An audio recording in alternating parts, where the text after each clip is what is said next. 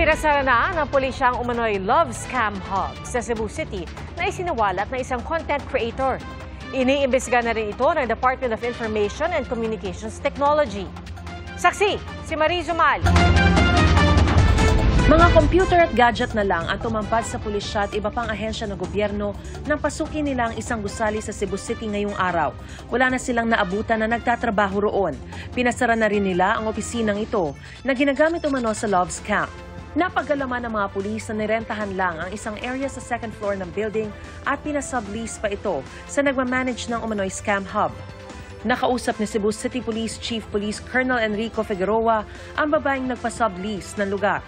Pero kakausapin pa raw niya ang kanilang abogado. Aware daw po sila and nireport daw po nila sa authority. Yun ang imbestigahan po natin kung totoo po na nireport nila sa authority. Dahil hintay po muna nating mag-viral bago na i-report. Tinutukoy ni Figueroa na nag-viral ay ang expose na isang content creator kung saan makikita at maririnig ang sinasabing panluloko ng mga empleyado sa umano'y love scam hub na mga dayuhan daw ang binibiktima. Love scam na ina-allege nga dito na yun ang kanilang activity, but on our investigation, sabi nga ng mga kapitbahay nila, ito daw medyo nagdududa sila noong umpisa pa lang dahil hindi nga siya normal dahil maingay daw dito sa loob.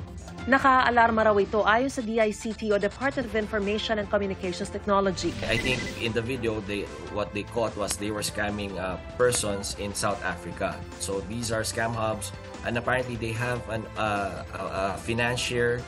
Iniimbestigahan na raw nila ito at hinihingan na rin ng tulong pati mga scam buster. That's why I'm reaching out. I'm directly reaching out through your platforms to these scam busters that they can cooperate now with CICC and DICT. Okay. And now we can actively pursue these scam hubs and put a stop to them.